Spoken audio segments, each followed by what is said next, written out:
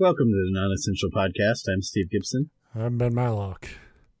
And football's back, which means Yeah. this show's going to get very, if you thought we sucked shit before, just wait until we're doing this during a Thursday night game. It's twofold now because I kind of just threw the game back on my phone because I do have Prime because I was just looking to see if the updates on what's current. We won't get into it because it'll be moot by the time this show comes out anyway.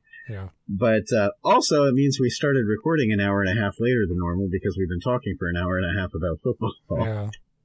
So if I fall asleep halfway through the recording, it's not anything other than I'm old and out of steam. That's fair. I grabbed a creepypasta this week because I honestly forgot we did a show until about 4 p.m. today. It's been a month. Yeah. I couldn't remember whose turn it was at this point. I'm like, I was banking on it being yours because... Yeah, it was technically mine. But I don't think this one's very long, which is good because I as little energy as I typically bring to the show, I took a vacation this week. It's actually my birthday tomorrow, and I always try to take a week off around my birthday. Oh, and, well, happy birthday! Yeah, tomorrow. I'll be an old last fuck, week. Yeah, which I already feel already. So I took this time off, and I kind of. You always set up these vacations in your head of all this stuff I'm going to do. I'm going to go ride my bike or skateboard or play golf or be more active. And I was on board with that right up until Saturday. And then I kind of veered the other way with it where I was like, I'm going to just climb into a depression hole for 4 days and just see how much twisted tea it takes to die, which is an interesting experiment because it turns out it's really hard to binge drink twisted tea. Because I don't know. Because you'll get diabetes before you get liver failure. I was gonna say that shows me that you are becoming an old fuck because that is the exact kind of thing that when I first started drinking. Not prior to age 21, we would go get twisted teas or Smirnoff ices and stuff, and you'd get smashed off of them. So you'd each drink a 12-pack of them. If I have two now, the alcohol doesn't get me, the sugar does. It's so much sugar and alcohol, and when you get those sugary alcoholic drinks and you drink too much of it, there's not even a comfortable buzz you ride. It's just the worst fucking headache. Yeah. Yeah. You just feel like shit. You put too many conflicting energies into your body. and I've actually, twisted tea is one of those things I would in my early days of drinking where I wasn't 21, wink, wink. That's the type of shit I'd be you're drinking twisted tea. You're 5%. Because we just drank IPAs that tasted like poison because they had the alcohol content we were looking for. But now it's as I get older, it's I'll drink that and just be oh, that's a tasty beverage. Right. And then realizing, I said, I'm kind of locked down in my room just playing Warhammer 40K video games and just it's so sugary and sweet and you barely taste the booze that you can't even call it pounding them back. It's it's just, you're just drinking tea at that point with a minor intoxication. And then waking up the next day, why do I feel like such shit? I feel like I partied really heavily the night before, but I know I didn't.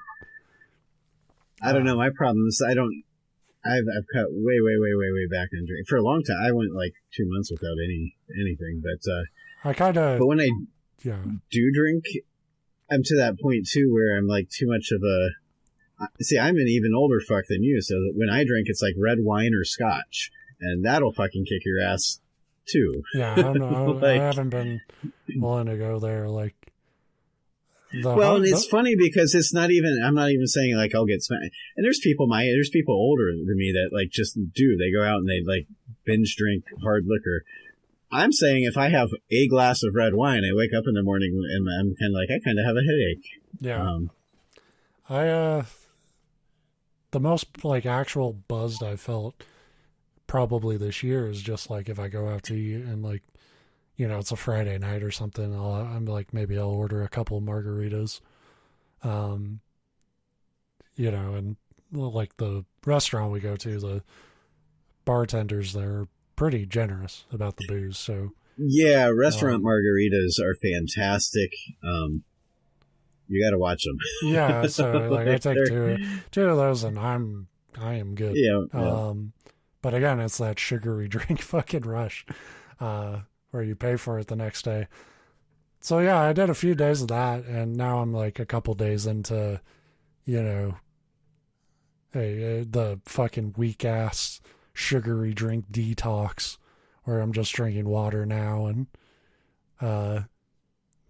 trying to pull myself out of that shitty mode I was in. You know, but you know, it's still kind of a recovery. So that's why it's a creepypasta. That's why it's not a very long one. I like that we spend all this time justifying a creepypasta as if we just haven't done them every episode for the last, like, 2 years. Yeah, that's true. I shouldn't defend it, because it's who I am now. Honestly, I feel like we're just trying to, like, ride the fucking train into episode 300 and then hoping, like, God will strike us down for our hubris. There's a tower of Babylon. It's an interesting business model for a podcast, but it's kind of the one we've agreed on. That's the thing. We're never going to say we're the most successful. We're certainly not going to say we made the most money, but I can guarantee that we've made more episodes than the average podcast, even successful ones, like commercial ones. We've angered more faiths by continuing to do it. So this story, it doesn't have an author attached. It's called Scribblings in the Well. And we'll just start. That's probably good strategy. Yeah. These bizarre instructions were found etched into the wall at the bottom of an old well, somewhere in rural Germany. They have been translated to the best of my abilities. But then it starts this next paragraph saying somewhere in Europe. But you... Well, in fairness, most of us Americans can't tell you where in Europe Germany is. Yeah. So that's true. Like, we know you're somewhere in that shit. Somewhere in Europe. We point to Asia, but... Yeah, then we point to fucking India. I think it's over here. You know, I don't know. You guys did so much shit. I don't know where you ended up. Somewhere in Europe, there is an empty field of grass. Among the long, unkempt grass is a wooden hatch in the ground. The hatch guards an old storm shelter, but this is not your destination. Okay, well, I'm not leaving here. You're actually going to a McDonald's in Tennessee. It's been a long walk, and you dragged me to this fucking hatch guard. In order to gain access to the alternate opening, you must spill your own blood over the doors. You will awaken at the edge of a field. The doors will now be made of rusted iron. You may now enter the hatch. So I always like, anytime it's like you must spill your own blood, I'm sure it's supposed to be that dramatic, like cut your hand with a knife or something. But it's like, what if somebody just like showed up with a bucket of their blood? I was just thinking you just happened to get a nosebleed from allergies from the tall grass. And it's like, oh, hey, cool, it worked. Yeah. There will be a long, narrow shaft stretching deep into empty darkness. You must climb down a ladder fixed to the northern wall, keeping your eyes upward at the opening. If you are to glance downward into the darkness, then return your gaze upward, you will find yourself 10 runs away from where you started. If you look any longer downward, the echoing sound of someone climbing up the ladder will reach your ears, and a rotten, weather-beaten version of yourself will pull out your legs until you fall. Well, if it's a rotten, weather-beaten version of myself, I think I can take him. I don't know. I'm not confident in that, actually. A slightly worse version of you? Yeah, you don't think you could take him? It would be the saddest fight in history. It's fucking like a zombified version of yourself on one leg. I was like, all the the audience is watching, like, what the fuck is wrong with you, Steve? Why can't you beat weaker Steve? You're like, I don't know. I don't know. I'm not really ready for a fight. It's not working. He just wants it more. After an undetermined amount of time climbing down, your feet will reach a floor. Keep facing upwards. If you look at your feet, there will be no floor. You must now choose your path. If you go to the left, reaching into the darkness to your left, you will feel a cold metal plate mounted on a concrete wall. Keep your hand on this plate. Within the course of 10 minutes, it will rise to an excruciating heat, and your hand will be burned. Do not remove your hand until the plate cools once again and light clicks on. You may now turn it around. So this is one of those ritual creepypastas where it's like, I'm trying to ascertain why the fuck you would want to do this. Yeah, and it's weird because they say that the instructions were at the bottom of the... At the bottom of the well. Yeah, okay, so this isn't the well, but they found the instructions on how to do... Yeah. So okay, that makes more sense. I'm like, how did they ever... Yeah, it's like, how did anybody ever figure this out? Like, how many things did they try before they were like, oh... Thank you, yeah, and thank you for scribbling this shit down where my family drinks, you know? You will find yourself in a long corridor. There will be a door corresponding to each year of your life on both sides. At the opposite wall will be a door marked present. If you enter this door, you will find your future self 3 minutes before your death. It's not present, so it's future. Well, this is your present. Ah. Happy birthday, Ben. Yeah. You are 3 minutes before your death. Yeah. But that was 2 minutes ago. Like, yeah. It would just be like, I know what I'll look like 3 minutes before I die. It'll be the end of an Eagles game. And I'll be saying, like, I'd rather die than watch this team play another fucking down. Me, I'd open the door, they'd be like, this is you 3 minutes before you die, and it'd be me just like unbuckling my belt, just about to sit on the toilet. Yeah. And be like, God damn it, I knew I was going to die on the toilet. But not from like a heart attack like Elvis or something. It'll be like it'll be like a bidet accident. Too much power. Yeah. It was kind of scary. It's like when Elon Musk makes the cyber bidet.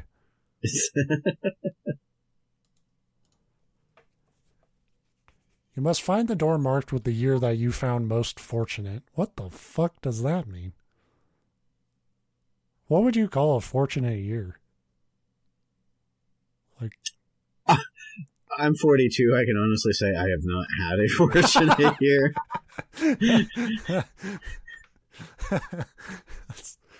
That's the year. You're like, okay. I'm hoping I'll recognize it if it ever comes along. I kind of look back on life like the opposite of like a wine connoisseur, where it's like, you know, that was a good year. Like, I just look at years of like, that's another year where it felt like everything took a turn for the worse. Right. So I guess I have to go back to when I was like 2, maybe. Yeah. What's the last year when was the last time there was a year I don't remember? You know, because that was probably the best one. Should you pick the wrong door, you will relive that year, but every space in which you did not stand will be torn away to reveal fire beneath.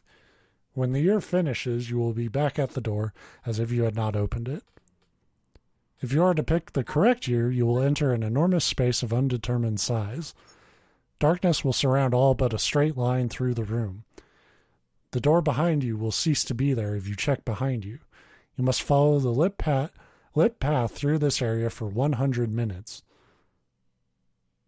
All right, do they determine that, or do I have to count? Because if I have to count, this is bullshit. I know, I'm so bad at keeping time in my head like that. Yeah, I can't even do seconds. But if something happens after 100 minutes, you don't have to do it for 100 minutes. You just have to do it until the thing happens. Until they tell you to stop. Right. Along the way, you will regularly encounter loved ones trapped in rusted metal torture devices. So far, this is great. I'm glad we came here. The worst part is you get to the end and it's just a Denny's. Yeah. Well, hey, I've been, there's a Denny's by this golf course we've been playing this year, and they've been doing a good job. Albeit the time before I started going to this Denny's, they put onions on my French toast. So so I hadn't gone to Denny's since I was like 13. But I've heard of French onion soup, not onion French toast though. There's probably some freak out there where it's like it actually adds rich texture. It was fucking horrifying. Ben. And it was one of those things, I don't know. I think I've talked about this on the show before, but it's like if you fuck up my food, or like I'm not somebody who gets like really, it sucks. It's a bummer when a restaurant fucks up your food, but I don't like. It takes a lot to get me to say something. I think that's what. But even if I say something, I'm not even trying to be a dick. It's just like when I get an undercooked burger, I'll be like, this is kind of, cold and messed up in the middle. I'll just point it out. I'm not even like asking for shit, or yelling at anybody. It's just like, because the waiter will be like, oh, you haven't touched your food. It's like, well, it's kind of busted.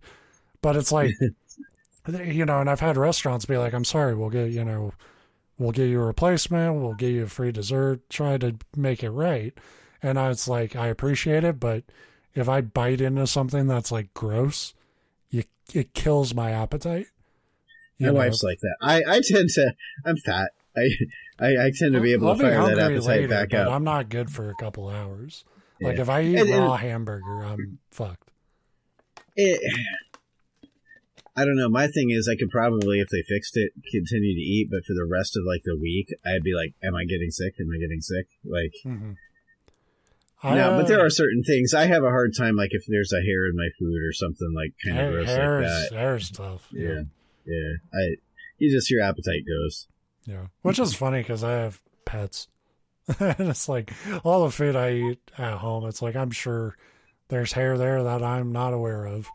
Because anytime you turn around, there's a cat trying to eat your shit.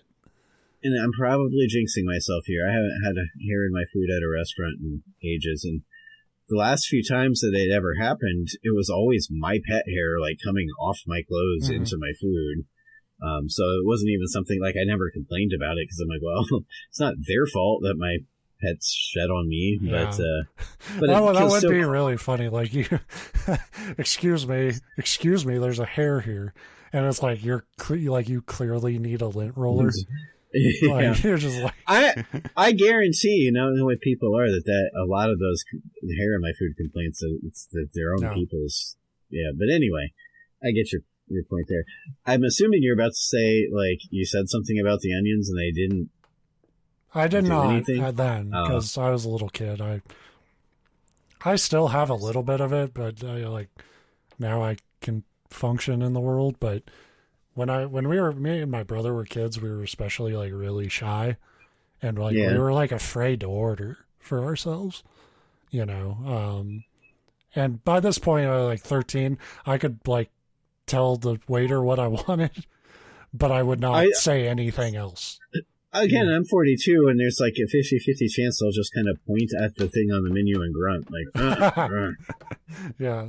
But that's half the restaurant's fault, because some of these restaurants, they insist on naming their foods like the most ridiculous fucking things. You're like, I'm not saying that. Like, I don't have that anymore either, because Denny's, they have a limited time Beetlejuice menu with Beetlejuice themed items, and I, as a grown man who will be 33 tomorrow, let the words Beetlejuicy burger come out of my mouth because I wanted to try it.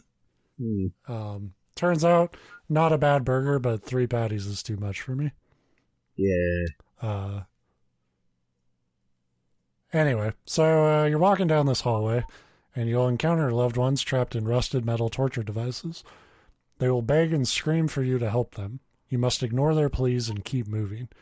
If you help even one of these people, the exit door will vanish and never reappear. Should you reach the end of this area, there will be a scratch door with your name engraved upon it. Enter this door and you will awaken in the storm cellar, the original form of this place. You may now leave. It's fucking cool. So your reward is you get to leave the place that like you could have just not entered in the first place. So that's if you go down the left path. So I guess it's like, surely the right will be better. Reaching to the wall on your right will yield different results. You will feel a warm, moist wall of soft flesh. That's disgusting. Keep feeling around until you feel a hole in the wall. That's worse. Yeah. So far, you're just like... And you hear a woohoo, my! Yeah, so far you're just filling up a very fucking sweaty big dude. And plunge your hand into it. After 30 seconds, you will be bitten and have blood removed from your wound. Keep your hand there until the pressure stops. Your eyes will suddenly adjust to light you'd never noticed before, and you may turn around. You'll see a long corridor paved with pulsing skin, flesh, and muscle. When does this become something I want to do? Yeah. Well, I don't know. I'm not going to, people have their kinks. I found some shit in a fucking well in Germany. That said you could either risk your eternal damnation or leave the well again, or you can stick your hand into an orifice with teeth. Yeah. Like an unidentified orifice. Yeah, it's like, I love these ritual creepypastas that are like, here's a lot of elaborate shit you have to do for no reason. You know, just like, are you into weird shit? On both sides of this corridor, you should see torn openings that stretch inwards deeply. Cool air will gently flow from each opening rhythmically, as if it is breathing. At the end of the hallway, you will see a door marked with your mother's name, awkwardly incorporated into the wall of flesh. Never enter this door. You must look for the opening from which hot air is breathed. If you enter the wrong opening, the tunnel will never end and you cannot return. That sounds like something that would, like, fucking trick you. It's like, okay, that's cool air. This feels a little warmer, but is it the hot air? You know? That would be me 100%. So, I may have talked about it because we've recorded since then, but probably about 6 weeks ago, our air conditioning in our house quit working. But it was one of those, we got home from work, it was a Friday night, of course, and it was a really hot, it was like during a really hot stretch, because that's when everybody's air conditioning goes out. It's just whatever. But, like, I was walking around the house because it was running. It wasn't making a sound or anything. And, like, you could put your hand over the vents and it was, like, blowing air. But, like, it's one of those, like, is it blowing as strong as it normally does? Because it's like, how often do you pay attention? And it's like, it feels kind of cooler than the ambient air temperature, I think. Like, yeah, I've had those moments where an air conditioner's been busted and, like, you try to talk yourself out of, like, how broken it is. Well, like, I knew it wasn't. Like, well, it feels it's getting a little colder. It's like, it's just a fan blowing on you, dog. It was set to like 71 or 72, and the temperature in the house was like 80. So it was clear that it wasn't working. But it's like, how much is it not working? Yeah. Like, and it was more part of the diagnostic problem. But it's like, is this cool air or is it just moving air? Like, I can't fucking tell. Yeah. So anyway, that's my point. Like, I get what you're talking about. You'd be like, is this warm air or... Yeah, I'd be down there for fucking 12 hours. Like, I don't know. Should you enter the correct opening, the tunnel will become gradually wider and more humid. There will be hands pushing through from both sides, stretching the wall trying to reach you. Keep away from them, and do not turn around. Every so often you will find an ideal sex partner. Oh, thank God. Well, now you're explaining why I go down this well. What if like you didn't even know what your ideal sex partner was? So like you turn around, it's Sonic.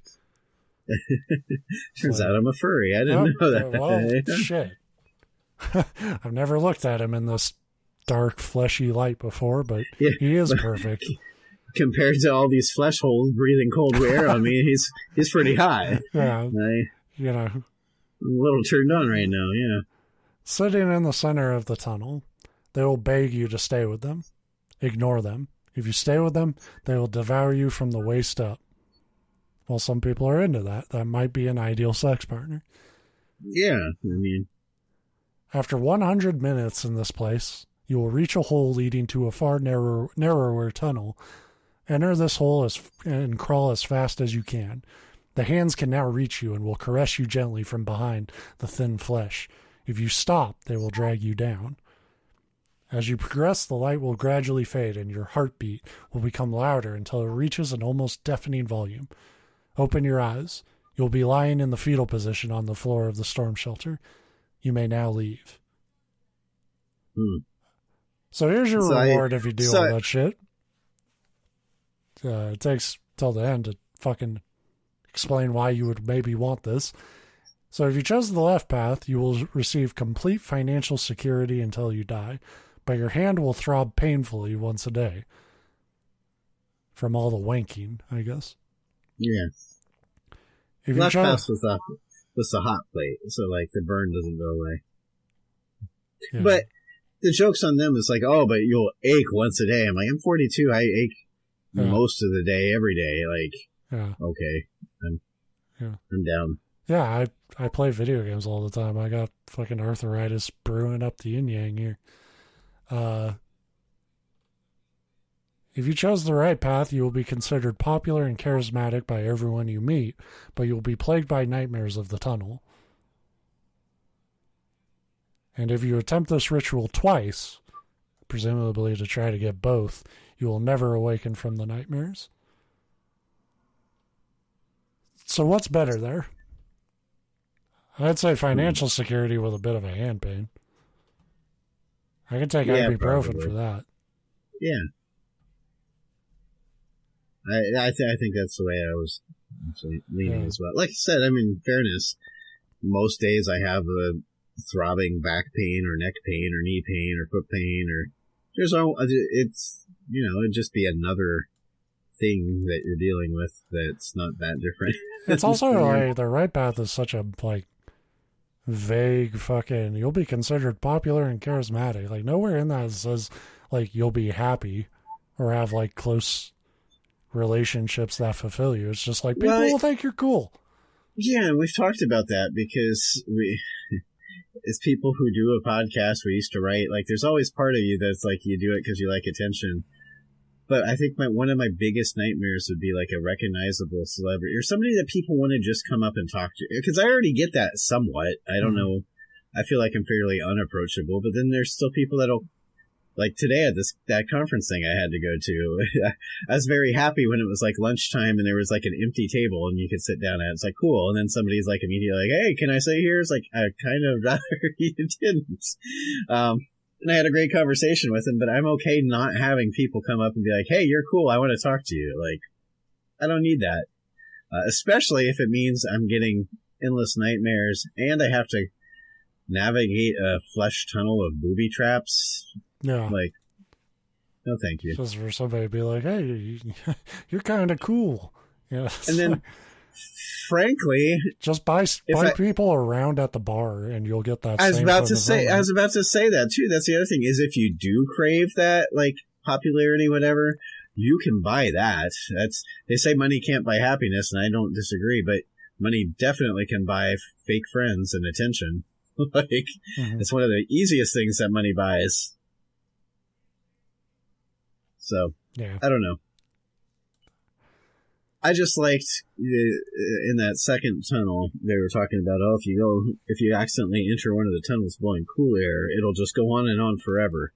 And so that made me think of the term "endless flesh tunnel," which sounds like a European techno album. Yeah, they wouldn't call it like a band or an album. They would call it like a music experience. Yeah, something that's like It's like Blue Man Group. What are the Blue Man Group? Like their next show is just an elaborate series of flesh tunnels. Yeah. Cirque du Soleil, endless flesh tunnel. Anyway, that's all I got. And like you said, we're kind of recording this pretty late, so yeah, that's it. If you can't tell, I'm half asleep, and I'm ready to call it a night. That's the appropriate response to both Thursday Night Football and our show. So, this show brought to you by Thursday Night Football. Thursday Night Football brought to you by this show. Right. That's the thing. Neither would exist without the other one. Yeah. Now, the NFL won't admit that because they're assholes. But yeah, you're like the Al Michaels of the non-essential podcast. super enthused, happy to be. No, I feel way more like I don't even want to say like John Madden because he was entertaining. People like listening to him, but I feel like the parts of John Madden that just didn't make any sense, but just not as compelling. Yeah, I feel exactly like the ramblings of a tired John Madden. Right. Without any of the likable parts that went with it. Yeah, but, and the wins. Anyway, we'll be back next time with another thing and another time and another place. Ciao.